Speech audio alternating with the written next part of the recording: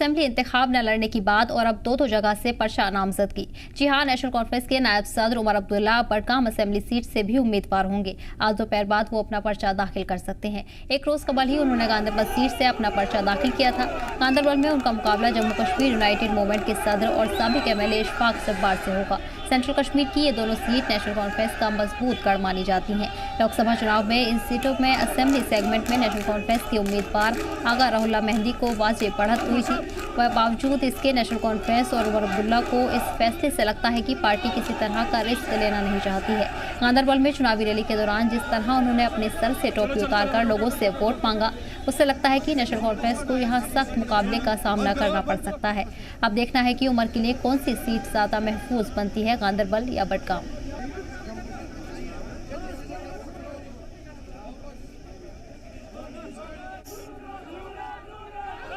और वहीं आपको बता दें कि इंतखाब के हवाले से उमर अब्दुल्ला बडगाम सीट से भी अपना नॉमिनेशन दाखिल कर सकते हैं। इसी के साथ कल गांधरबल से उमर अब्दुल्ला ने अपना नॉमिनेशन फाइल किया था। इसके साथ बताया जा रहा है कि आज बडगाम से भी उमर अब्दुल्ला अपना नॉमिनेशन फाइल कर सकते हैं। ऐसे में दो असेंबली हल्के से उमर अब्दुल्ला अपना नॉमिनेशन फाइल कर रहे हैं। इसके साथ आपको बता दें कि असेंबली इंतखाब के हवाले से उमर अब्दुल्ला आज बडगाम से अपना नॉमिनेशन फाइल कर सकते हैं। वहीं कल गांधरबल से उमर अब्दुल्ला ने अपना नॉमिनेशन फाइल किया था। इसी के साथ नेशनल कॉन्फ्रेंस की तैयारी लगातार देखने को मिल रही है। इंतखाब के हवाले से नेशनल कॉन्फ्रेंस से लगातार अपनी तैयारियों में जुटी हुई है।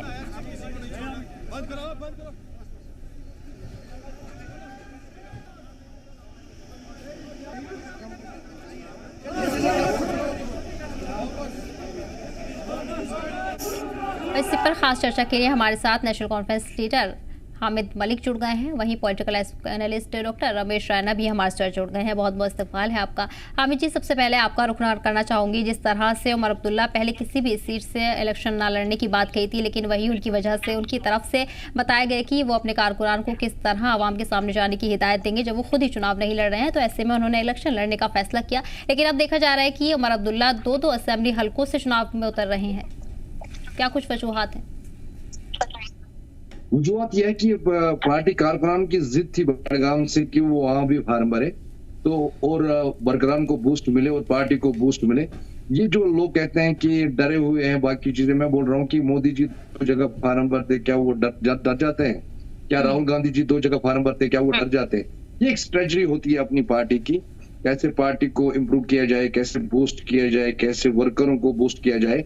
ये इसीलिए होता है पार्टी में ऐसी चीजों पर ये बात नहीं कही जाती कि ये डर गए हैं, कुछ हो रहा है, वो हो रहा है, ये हो रहा है। ये एक स्ट्रेटजी के तहत किया जाता है कि ताकि जो सेगमेंट है गांधरबल में जब वो कंपेन करेंगे और यहाँ से बडगाम में भी करेंगे तो जो सेंट्रल कश्मीर है वो काफी इफेक्ट होगा उमर अब्दुल्ला के आने और जाने से, तो बातें करने से, स्टेज पर जाने से। तो इससे वर्करों का बहुत ज्यादा बूस्ट मिलेगा उनको ग्राउंड पर जाने में और वो अच्छे तरीके से लड़ाई लड़ सकते हैं। और आपको खुद पता है कि ये लड़ाई बड़ी है, ये एक बड़ी आइडियोलॉजी के खिलाफ लड़ाई है, ये एक्चुअली बीजेपी के खिलाफ लड़ाई है और उनके अलायंस के खिलाफ लड़ाई है। और हम चाहते हैं कि बानहाल से करना तक बीजेपी अपना खाता न खोल पाए, तो इसीलिए स्ट्रेटजी के तहत ये इलेक्शन लड़ा जाना। बिल्कुल। राणा जी, आप किस तरह से इस फैसले को देख रहे हैं नेशनल कॉन्फ्रेंस की तरफ से, जहां उमर अब्दुल्ला ने कल गांधरबल असेंबली हल्के से अपना नॉमिनेशन फाइल किया था और आज वो बडगाम से भी अपना पर्चा दाखिल करेंगे? देखिए, अभी हाल ही में उमर अब्दुल्ला जी ने जो बारामूला कॉन्स्टिट्यूंसी से इलेक्शन हार गए और वो हार किसके अगेंस्ट हो गए? इंजीनियर अब्दुल रशीद। दो तीन चीजें हमें मान के चलना है। एक तो उमर अब्दुल्ला काफी दिग्गज नेता है, नेशनल कॉन्फ्रेंस के चीफ मिनिस्टर रहे हैं, अभी वाइस प्रेसिडेंट नेशनल कॉन्फ्रेंस भी है। और नेशनल कॉन्फ्रेंस कोई आज की ऑर्गेनाइजेशन नहीं है। नेशनल कॉन्फ्रेंस एक कैडर बेस्ड ऑर्गेनाइजेशन है, लगभग 80-90 साल पुरानी है। और वो जो उनका हारना है ये कोई मामूली हार नहीं थी, ये एक मान लीजिए एक बहुत बड़ा पेड़ वहां पर उन्होंने गिरा। और इसके चलते हुए जो दो कॉन्स्टिट्यूंसीज में आज उमर अब्दुल्ला जी कंटेस्ट कर रहे हैं, ये दर्शा रहे हैं कि उनको कॉन्फिडेंस नहीं है कि हम जीत के आएंगे या नहीं आएंगे, नंबर एक। और नंबर दो, नेशनल कॉन्फ्रेंस आज की डेट में भी एक लीडिंग ऑर्गेनाइजेशन है, मेन पॉलिटिकल फोर्स JNK का है, लेकिन 2019 से लेके अब तक काफी तब्दीलियां आ गई है। सबसे पहले तब्दीलियां ये आ गई है कि जो मेन स्ट्रीम पॉलिटिकल पार्टीज में काफी एडिशंस हो गए, जैसे अपनी पार्टी आ गई है, जैसे सज्जाद लोन साहब का भी अपना एक एरिया ऑफ इन्फ्लुएंस है, जैसे गुलाम नबी आजाद साहब है, उनका भी अपना एक एरिया ऑफ इन्फ्लुएंस है। और ये मिला के ये जो एरिया ऑफ इन्फ्लुएंस है, और पीडीपी ये भी एक मेजर पॉलिटिकल पार्टी है, तो इसका कुल जो इम्पैक्ट रहेगा वो नेशनल कॉन्फ्रेंस पे एक अच्छा खासा इम्पैक्ट रहेगा। और बात चली अब कांग्रेस की। जब हम कांग्रेस की बात करेंगे तो कश्मीर में कांग्रेस का इतना ज्यादा बोलबाला नहीं है। कांग्रेस के कुछ दिग्गज नेता जो है शायद वो 1-2 सीटें निकाल दे, वो भी बड़ी मुश्किल से निकालते, लेकिन कश्मीर की जो पॉलिटिकल ज्योग्राफी है और जो पॉलिटिकल वहां पर कल्चर है और पॉलिटिकल इकोसिस्टम है, उस पॉलिटिकल इकोसिस्टम में काफी तब्दीलियां आ गई है। सबसे पहले मैं आपको एक चीज बताऊंगा, आज की डेट में टेररिज्म कम है लेकिन टेररिज्म खत्म नहीं हुआ है। हाइब्रिड टेररिज्म वहां पर है। अभी दूसरा जो जमात इस्लामी भी कोशिश कर रहा है इलेक्शन में जंप करने के लिए, और हाल ही में गवर्नमेंट ऑफ इंडिया ने ये भी इंडिकेशन दिया है कि उनको भी अगर वो चाहेंगे कुछ करके अपने मंशूर में या अपने चेंज करके वो भी पॉलिटिकल इलेक्शन लड़ सकते हैं। हालांकि जमात इस्लामी इस वक्त as a Jamaat Islami election fight नहीं कर रही है, लेकिन जमात इस्लामी भी उन फोर्सेस को हेल्प कर रही है इलेक्शन में जीतने की, जो शायद नेशनल कॉन्फ्रेंस के हित में ना हो।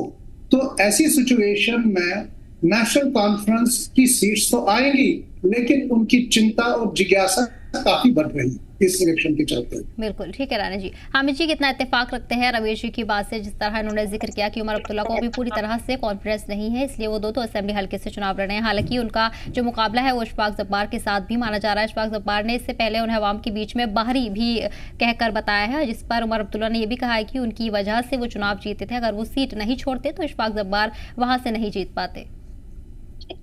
मैं बाई की काफी बातों से इत्तेफाक करता हूँ। जो एनसी है वो कैडर बेस्ड पार्टी है, एक तहरीक है, बड़ी पार्टी है, 90 साल से पार्टी है यहाँ।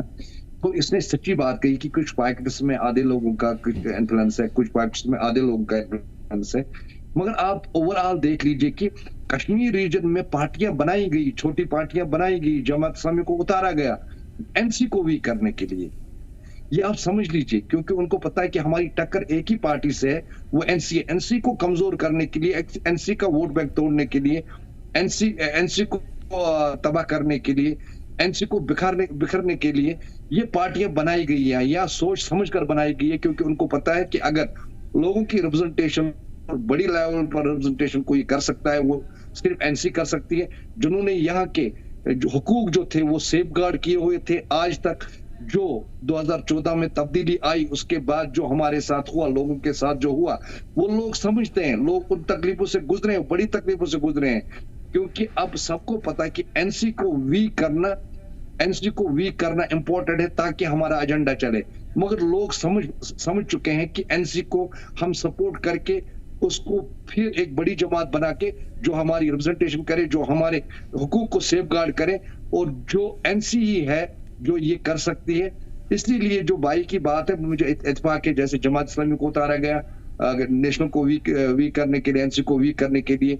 और इसमें एक बात मैं जोड़ दूं, अब कंप्रोमाइज हो रहा है कहीं कहीं, उन चीजों के साथ कंप्रोमाइज हो रहा है जो बीजेपी के एजेंडे में नहीं थी, जो वो भाषण देते थे नेशनलिज्म का, बाकी चीजों का, तो वो शायद यहाँ कंप्रोमाइज अब होने लगी है तरीके से, क्योंकि अब डिफरेंट क्वालिफिकेशन बन गई है असेंबली फार्म भरने के लिए कि आपके ऊपर टेररिज्म का पर्चा हो, आपके ऊपर टेरर फंडिंग का पर्चा हो, आप प्रो पाकिस्तानी हो, आप प्रो आजादी पसंद हो, आप प्रो रायशुमारी हो, फिर आप जेल में जाकर पर्चा भरोगे और आपको वोट दिलाया जाएगा, आपको बनाया जाएगा। मगर मैं बोलता हूं कि आप ये भी सोच लीजिए, एनसी को वीक करते करते आप कहां पहुंचे हो।